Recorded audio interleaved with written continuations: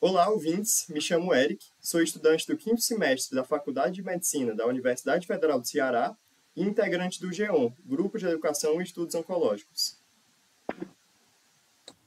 Olá, ouvintes. Me chamo Gabriel, sou do terceiro semestre da UFC, curso de Medicina, e também integrante do GEON. Hoje vamos conversar sobre um tema de muita relevância, a leucemia infanto-juvenil. Temos o prazer de apresentar a doutora Nádia Gurgel Alves, uma profissional com uma trajetória impressionante na área da medicina. A doutora Nádia é cancerologista pediátrica, formada pela Universidade Federal do Ceará. Possui residência em pediatria e cancerologia pediátrica pelo Hospital Infantil Albert Sabin. É preceptora da residência de pediatria do Hospital Universitário Walter Cantídio e preceptora da residência em cancerologia e hematologia do Hospital Infantil Albert Sabin. Além disso, também é membro do Departamento Científico de Oncologia da Sociedade Cearense de Pediatria. Gente, primeiramente, boa noite, é um prazer estar aqui junto de vocês, né? Conheço já a Liga, o G1, e sei da importância realmente da discussão dos temas ligados à oncologia. E eu, como cancerologista pediátrica, ser convidado para falar da leucemia, que é o câncer mais comum na infância, e principalmente aí já chegando o Setembro Dourado, que é um mês importante para a gente, que é um mês que a gente escolheu para ter o alerta máximo, né, ao combate, a identificação do precoce do câncer na infância. Então, para mim, é extremamente gratificante poder estar contribuindo com vocês hoje sobre esse assunto. Doutora, primeiramente, assim, né, muito obrigado por aceitar o convite. E, então, sabemos que a leucemia infanto-juvenil, como a senhora bem disse, é o tipo de tumor mais comum na população nessa faixa etária, de até 15 anos, assim, infantes até adolescentes.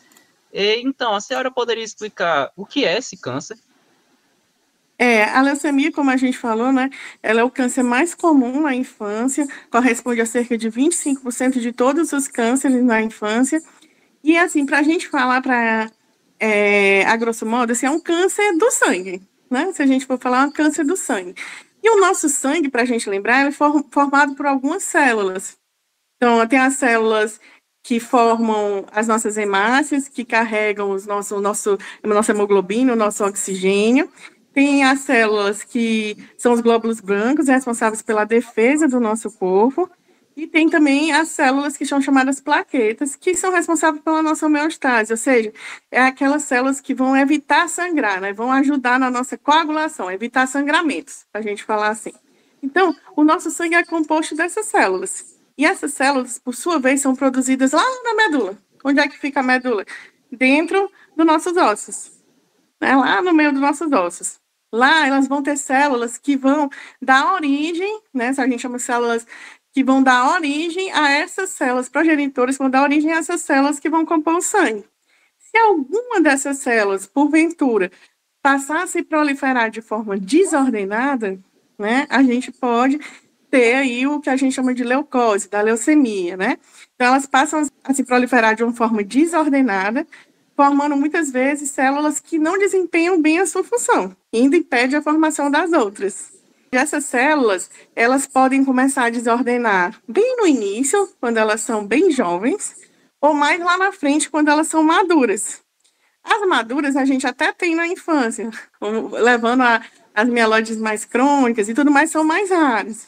Geralmente, a gente tem as formas mais jovens sendo proliferadas, levando às leucemias agudas. Essas células jovens, mais doentes, chamadas de blastos.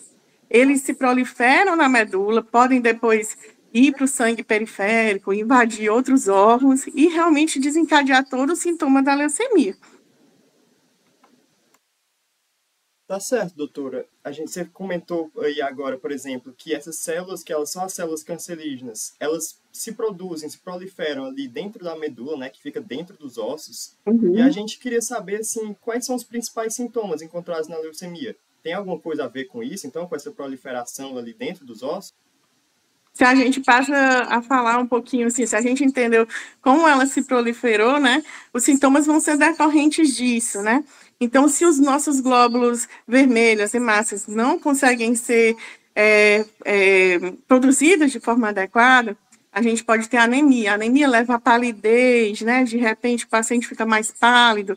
Quando o paciente está anêmico, ou seja, pálido, ele pode ter dor nos membros inferiores, pode ter um cansaço ao fazer esforços que antes ele não tinha. Às vezes a criança não tinha esforço ao brincar e ela passa a ficar cansada mais rápido ao subir uma escada, coisa que ela não tinha esse cansaço previamente, né? Então, a palidez, o cansaço. Quando eu falo nos glóbulos brancos, lembra da defesa? Então, se essa defesa está prejudicada, eu posso ter febre, posso ter infecção já de início associada. E as células que estão lá no lugar dessas células de defesa são células doentes, se proliferando nos blastos. E esses podem infiltrar os órgãos. Então, eu posso ter linfonodos, as ínguas aumentadas, né, como as pessoas conhecem. Posso ter os órgãos aumentados. Então, eu posso ter o baço aumentado, o fígado aumentado, levando o que a gente chama de hepatosplenomegalia, né? Então, posso ter realmente alguns órgãos infiltrados, levando realmente esses sintomas. Posso ter também, que é mais? Dores articulares, dor óssea. É muito importante chamar a atenção para a dor óssea. E, além disso, posso ter, quando a gente pensa nas plaquetas, que é aquele outro componente que a gente falou, que evita sangramentos, então, quando eles não estão bons, eu posso ter sangramentos. Posso ter manchas na pele, equimoses, né, que são aquelas manchas roxas, de forma inexplicável, e também sangramentos mesmo, desde a gengiva, sangramentos no nariz, que vem e a gente não sabe bem de onde foi, não teve um trauma específico, ou teve um trauma muito leve que desencadeou aquele sangramento. Então, se qualquer um desses sinais aparecer, é importante que os familiares estejam alertas para poder reconhecer e procurar assistência médica. Pois é, doutora, é muito importante isso, né, da gente entender, dos pais estarem alertas, né, de, assim, o que é que pode ser um sinal que seja mais alarmante mesmo. E, assim, você citou vários deles, né, e uma coisa que eu fiquei, assim, na dúvida, que acho que é importante os pais saberem também, quando começa a aparecer esses sintomas, eles aparecem, assim, muito de uma vez, eles vão aparecendo geralmente de forma mais lenta, progressiva, como é que se dá isso? Na leucemia aguda, geralmente eles se apresentam de uma forma mais aguda, realmente. Geralmente eles têm uma evolução mais rápida, pode ser de dias, assim. Claro que quando começa a ser percebido, muitas vezes, às vezes vem só um cansaço, depois vai ficando os outros sintomas mais proeminentes. E também a clínica é variável. Tem paciente que vai ter mais só dor óssea, tem paciente que vai ter um quadro mais chamativo, com mais sintomas. Vai ter pacientes que vai ficar só na dor articular e vai ser até confundido com quadros reumatológicos. Então, os quadros, eles são variáveis, mas geralmente são quadros que, em geral, aparecem em poucos dias. Mas, assim, a instalação, ou se vai aparecer todos de uma vez, realmente é muito variável com o tipo e a apresentação do paciente. Tem paciente que apresenta só um desses sintomas. Mas aí, doutora, como é que eu vou saber? Aquele paciente que a gente não consegue explicar totalmente, já investigou, que a gente não consegue explicar totalmente aquele sintoma, né? Às vezes a gente começa a investigar e aquele sintoma não é totalmente explicado e vão aparecendo outros que não se encaixam. E a partir daí é bom toda doença, assim, ou eu tenho um quadro clássico, como a gente falou, assim, bem agudo, que a gente falou de sangramento, né? Febre, sangue, que aí eu já assustaria qualquer um, ou tem um quadro mais leve, mas que não se resolve. Então, todo o quadro que aparentemente parece até um quadro comum da infância no início, mas não vai se resolvendo, ou não se consegue chegar a uma causa definida. Logo, tem que se pensar como diagnóstico diferencial o câncer na criança. Certo. É realmente muito importante isso que você falou, né? Porque a importância da gente dar essa atenção mesmo, e principalmente quando não está conseguindo entender alguma coisa, aqueles sintomas não estão passando, da gente procurar essa ajuda, né? Até porque quando a gente fala de câncer, a gente entende que o diagnóstico é uma das partes mais importantes, né? Tanto para iniciar, escolher o tratamento, e que quanto mais cedo a gente diagnostica, mais fácil é esse tratamento, né? A senhora poderia explicar para a gente como é que esse diagnóstico é realizado, depois que a gente percebe esses sintomas? Primeiro, reforçando a importância da percepção dos sintomas, né? Tanto queria reforçar pelos familiares, todo mundo ter esse sinal de alerta, né? Os estudantes, todo mundo, assim, captar, ter pelo menos esse diagnóstico diferencial na cabeça. Depois que a gente tem esse diagnóstico diferencial, esse sinal de alerta, se eu tive algum sintoma, sinal, sintoma, que eu acho que levantou a suspeita, né? Então, o mais importante é procurar assistência médica o mais precoce possível. Pode procurar o pediatra, se tiver um pediatra já que acompanhe. Se não tiver, pode procurar o médico do posto, o médico do interior, o médico da emergência. O mais importante é que você procure uma assistência médica. Chegando lá, o médico vai avaliar, né? É importante também que, por isso que a gente também faz aulas direcionadas não só a pediatras, a todo mundo que atende nas portas, no posto, para estar alerta a esses sinais, que também é importante. E quando o médico também identifica esses sinais e acha que realmente é o caso suspeito, muitas vezes ele vai lançar a mão de um primeiro exame e ver o sangue, né? Então, muitas vezes ele vai pedir um hemograma dentro ali das primeiras horas. E esse hemograma ele pode vir com todas essas células que a gente falou baixas, né, chamando pancitopenia, ou pode vir também com algumas alterações, como anemia, plaqueta baixa, mas esses leucócitos aumentados devido às células doentes, os blastos. E muitas vezes pode vir até com descrição de blastos em sangue periférico, ou seja, dessas células doentes correndo já na periferia do sangue. E uma porcentagem menor pode ter um exame normal. Então, por isso que a gente fala que ter uma clínica suspeita, é importante o exame, claro, mas a clínica é soberana, né? Então, se eu tiver a clínica e eu tiver um exame também sugestivo, ou minha clínica for bastante forte, é importante que ele seja encaminhado a um serviço de referência. O serviço público de referência aqui no estado é o Hospital Infantil Albert Sabin, né? Eu trabalho no Centro Pediátrico do Câncer, que é ligado ao Hospital Infantil Albert Sabin. Então, se for um paciente mais grave, com muitas comorbidades, muito acometido, pode ser mandado regulado à emergência. Se for um paciente que esteja nessa mais estável e que esteja em investigação, mas tenha suspeita, pode ser encaminhado aqui para o nosso diagnóstico precoce. A gente tem um ambulatório de diagnóstico precoce que visa exatamente evitar demora nesse diagnóstico. Ele funciona de segunda a sexta, todo dia de manhã, e você pode mandar com a cartinha. Então, suspeitou o médico do posto, do interior, pode encaminhar com a cartinha aqui para o nosso serviço. Se, claro, ele for mais grave, encaminha para emergência. Se for mais investigativo e estiver estável, a gente pode receber via o nosso ambulatório de diagnóstico precoce. Então, chegando aqui, a gente vai para outra parte, né? Que é tentar afirmar realmente o diagnóstico. Tentar excluir ou afirmar o diagnóstico. O exame que a gente faz, que realmente é o principal exame para a gente detectar, identificar, no caso a leucemia, é o mielograma. A gente faz um aspirado de medula, ou seja, tira um pouquinho do sangue que é produzido lá na medula do osso, né? E esse sangue ele vai para estudo. Então, uma parte dele vai fazer as lâminas, onde a gente consegue ver a morfologia, ou seja, o tipão das células, assim como elas são. Aí, outra parte a gente vai encaminhar para citometria de fluxo, fazer um exame de imunofenotipagem. O que é isso? A gente vai tentar descobrir, através desse exame, que tipo de linhagem, ou seja, que tipo de linhagem dessas células que passou a se proliferar de forma desordenada.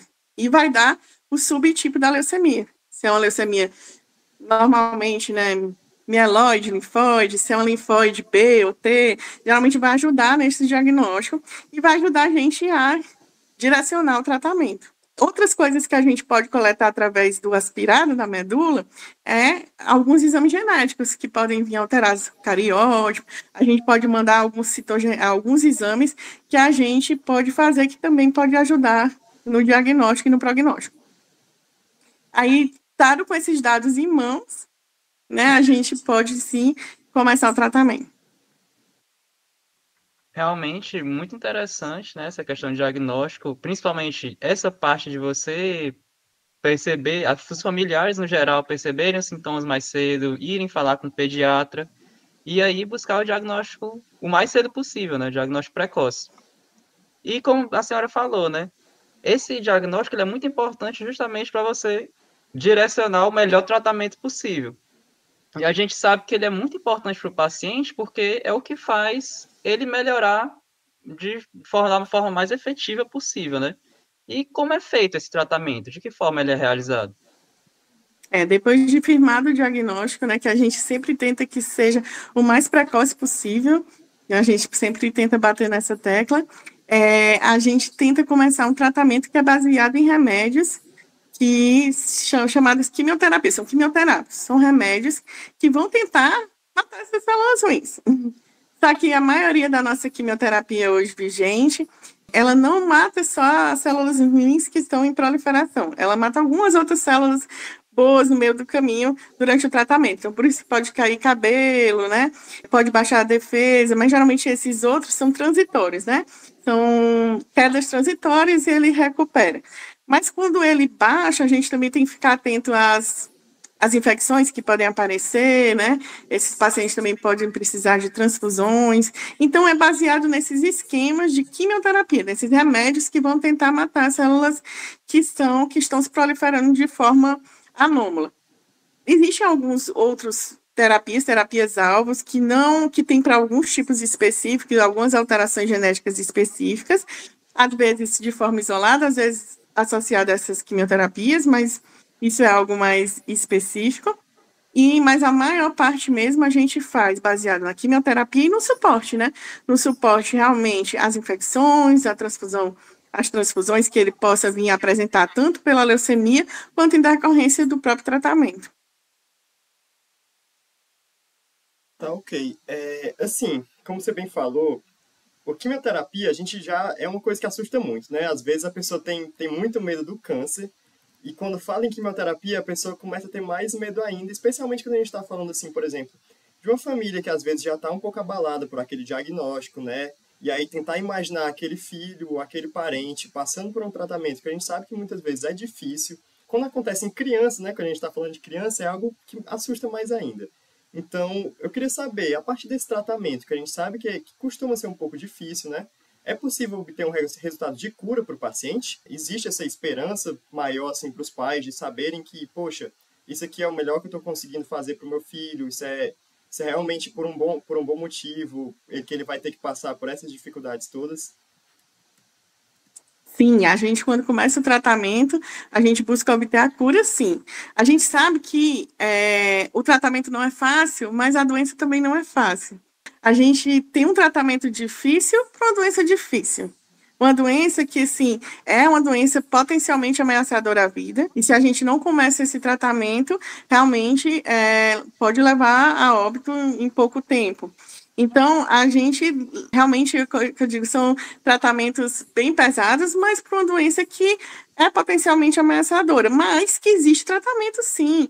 E que quando a gente começa esse tratamento, a gente visa a cura, principalmente na faixa etária pediátrica. Faixa etária pediátrica, a gente tem altos índices de cura. Né? Então, claro que a gente tem casos que não obtêm sucesso, mas a gente tem, diferente dos adultos, até maior índice de cura do que nos adultos, assim. Então, a gente busca, sim, a gente tem casos, e é uma as leucemias, assim, na infância, é um dos cânceres que podem, sim, obter maior índice de cura. Então, sim, a gente começa buscando essa cura, sim. Bem, assim, muito interessante saber que existe realmente uma cura e que a gente consegue buscar esse tratamento, buscar realmente uma cura para a criança, né? Eu acho que isso traz muito Uhum. conforto para o paciente, né? E principalmente para a família também, né? Para os pais. Queria dizer muito obrigado para a doutora Nádia pela sua participação e pelos esclarecimentos sobre esse tema, né? Que tem bastante importância, mas às vezes é motivo de muita dúvida para grande parte da população geral. Doutora Nádia, você gostaria de deixar um último recado para os nossos ouvintes? Eu só agradecer mesmo, muito obrigada. Qualquer dúvida, estou aqui à disposição. E se quiserem participar do Setembro Dourado, a gente vai ter algumas atividades que depois eu posso passar para vocês.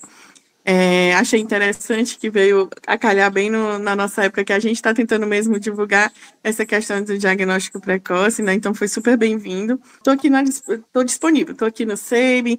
Qualquer dúvida também sobre o diagnóstico precoce, sobre o encaminhamento, podem me perguntar.